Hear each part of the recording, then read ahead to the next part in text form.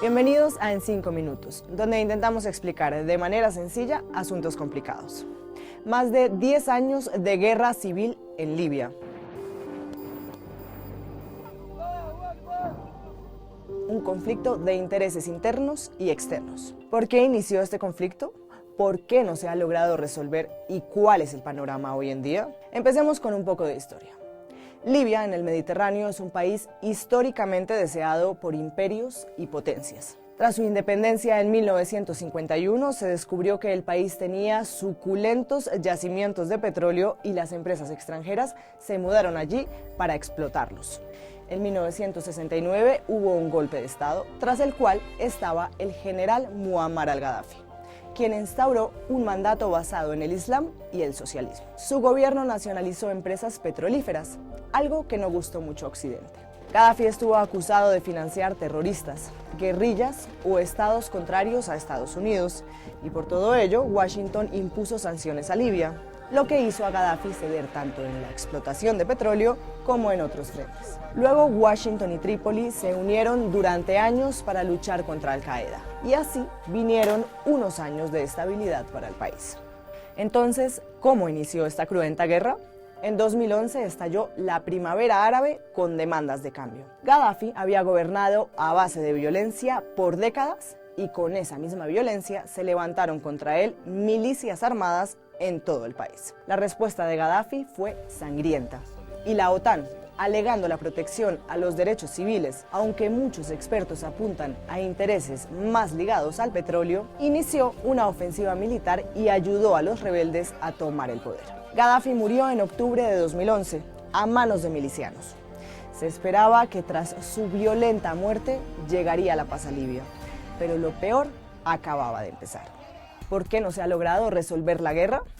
Tras la caída de Gaddafi había milicias armadas de múltiples ideologías, intereses y religiones repartidas por todo el país que intentaron llenar el vacío de poder que dejó Gaddafi.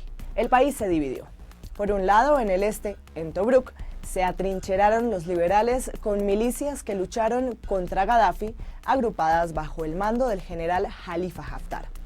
Haftar fue un antiguo aliado de Gaddafi, quien había roto relaciones con el dictador y estuvo un tiempo exiliado en Estados Unidos, pero regresó durante las protestas y desde entonces se ha ido convirtiendo en uno de los hombres fuertes del país. Este bando fundó el llamado Gobierno de Tobruk. Por otro lado, al oeste, en Trípoli, se estableció el Gobierno de Acuerdo Nacional, el GNA, liderado por Fayez al-Sarraj y reconocido por las Naciones Unidas.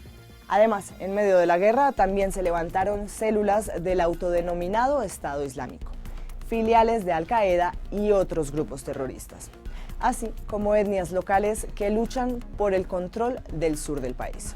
En 2014, Haftar inició una ofensiva en el este y sur de Libia.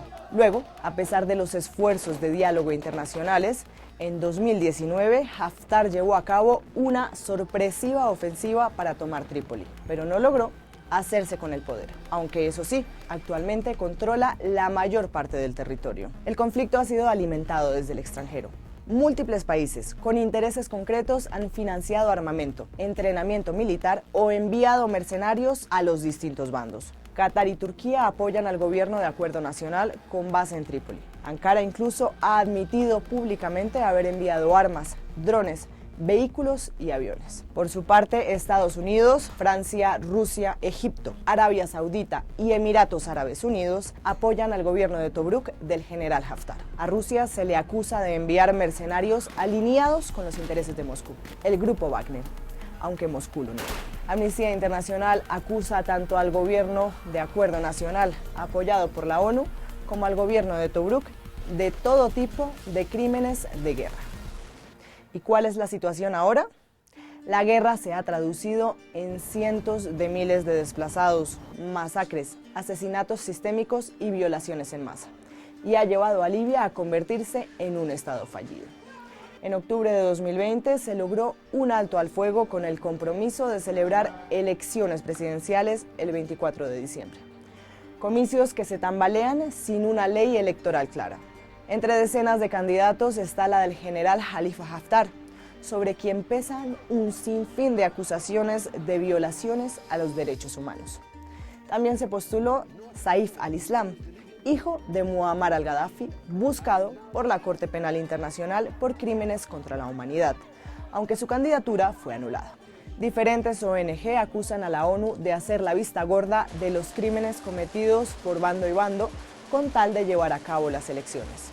Y expertos advierten que los comicios, a falta de estabilidad política, podrían degenerar en otro episodio de guerra. Por su parte, Naciones Unidas insiste que, de no haber un proceso electoral, los conflictos se avivarán. Con bandos rivales, intereses internacionales y mercenarios y armas por doquier, el conflicto ha escalado a un nivel en el que solamente el diálogo y la voluntad política podrán sacar a la población libia del infierno que vive hace 10 años. Si les sirvió el video para entender la crisis en Libia, los esperamos en otro episodio de En 5 minutos, aquí en France 24.